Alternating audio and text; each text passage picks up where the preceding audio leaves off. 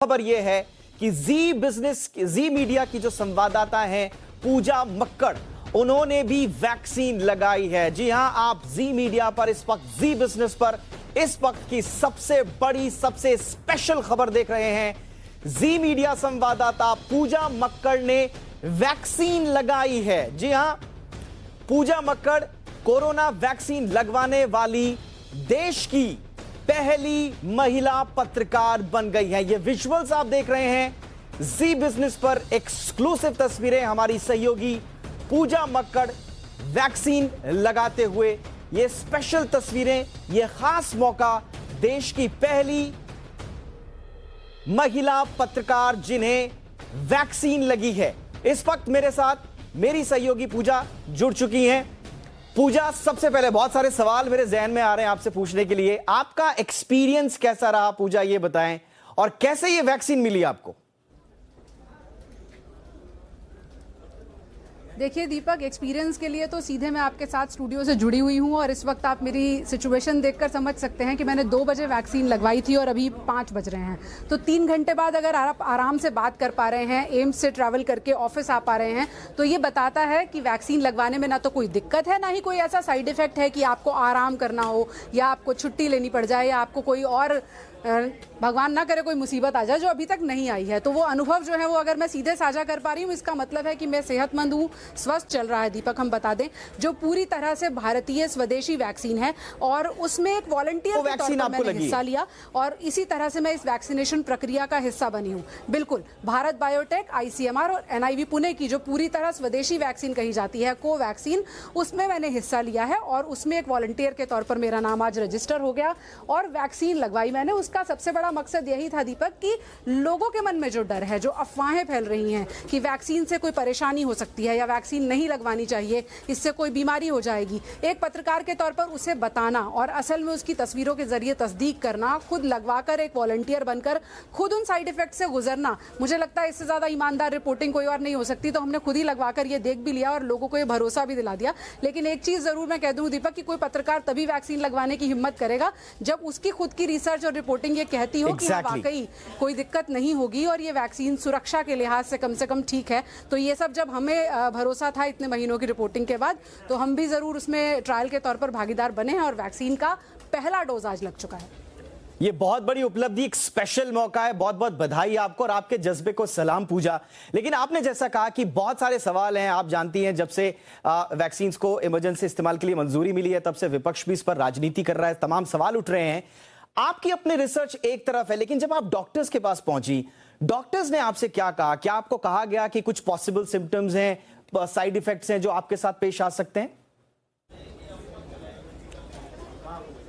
बिल्कुल, अगर आप वॉलंटियर के तौर पर जाते हैं तो भी आपका पहले एक बेसिक चेकअप किया जाता है जिसमें आपका ब्लड प्रेशर लिया जाता है, आपका वजन नापा जाता है, आपकी हाइट नापी जाती है, आपकी उम्र, और आपसे ये भी पूछा जाता है कि आपको कोई और बीमारी तो नहीं है, इस वक्त आपको कोई दिक्कत तो नहीं है, आप कहीं इस वक्त कोरोना पॉजिटिव तो नहीं है। ये तमाम सवाल जवाब के बाद एक फाइल बनाई जाती है, एक छोटा सा फॉर्म भरा जाता है जो कि 2 पेज का फॉर्म है और आपको ये भी बताया जाता है कि अगर आप ट्रायल के तौर पर, वॉलंटियर के तौर पर हिस्सा ले रहे हैं तो किसी भी तरह के साइड इफेक्ट्स आपको हो सकते हैं, उसके लिए आप मानसिक तौर पर और शारीरिक तौर पर तैयार हैं या नहीं है। एक कंसेंट फॉर्म आप भरते हैं और उसके बाद आप अगर उनके पैरामीटर्स पर खरे उतरते हैं तो आप वॉलंटियर हो जाते हैं। जो लोग वैक्सीन लगवाना चाहते हैं, अगर वो ये जानना चाहते हैं कि जब उनको वैक्सीन लगेगी तो क्या होगा, तो उसका जवाब ये है दीपक कि जब वो वैक्सीन लगाने जाएंगे उस वक्त उनको बुखार नहीं होना चाहिए, उनको खांसी जुकाम जैसी कोई दिक्कत नहीं होना चाहिए और उनको अगर कोरोना कभी हुआ है तो उससे रिकवर हुए कम से कम 15 दिन बीत चुके होने चाहिए, उसके बाद ही उनको वैक्सीन लगेगी।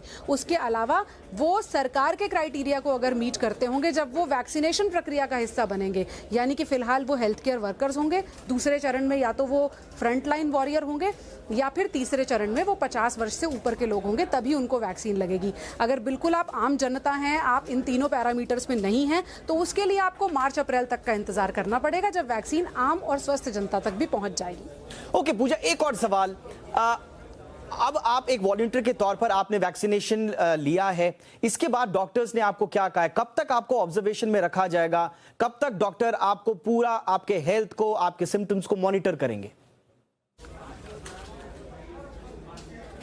बिल्कुल, देखिए जब वैक्सीन लगाई गई तो उसके बाद जैसा कि प्रोटोकॉल कहता है 30 मिनट तक मॉनिटरिंग की जाती है, वो मॉनिटरिंग की गई। उसके अलावा हमें एक परफॉर्मा दिया गया जो मैं इस वक्त लोगों को दिखाना चाहूंगी। इस फॉर्म में एक हेल्पलाइन नंबर है जो आपको ये बताता है कि अगर आपको कोई साइड इफेक्ट हो तो आप इस हेल्पलाइन नंबर पर बात कर सकते हैं। इसमें अगली डोज यानी 2 डोज की कोवैक्सीन है तो दूसरी डोज मुझे फरवरी में कब लगाई जाएगी उसकी डेट दर्ज कर दी गई है।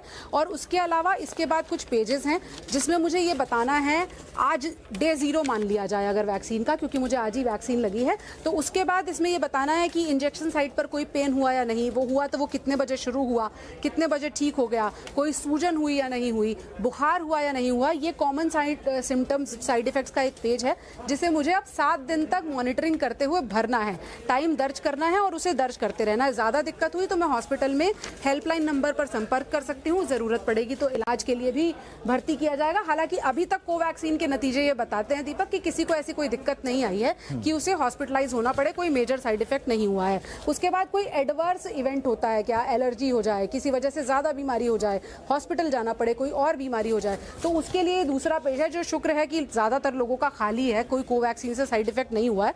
अगर वो भी होता है तो उसे भी यहाँ पर दर्ज करना है। ये सब हमें बताया गया किस तरह से आपको कौन कौन से साइड इफेक्ट्स के लिए तैयार रहना हो सकता है। हालांकि 2 फेज होने के बाद इतना भरोसा जरूर है कि इस तरह के मेजर साइड इफेक्ट नहीं आए हैं। हल्का सा दर्द हुआ जब इंजेक्शन लगता है, जो किसी भी इंजेक्शन को लगवाने पर होता है, वो आधे से 1 घंटे के बीच में अपने आप कम हो गया। बहुत बहुत शुक्रिया पूजा इस तमाम जानकारी के लिए, इस बातचीत के लिए, और एक बार फिर से आपको बहुत बहुत बधाई, आपके जज्बे को सलाम। आपने वॉलंटियर के तौर पर वैक्सीनेशन प्रोग्राम का हिस्सा बनने की ठानी। आप सबने हम सबने आपको देखा और हमें गर्व है आप पर। पूजा बहुत बहुत शुक्रिया आपका।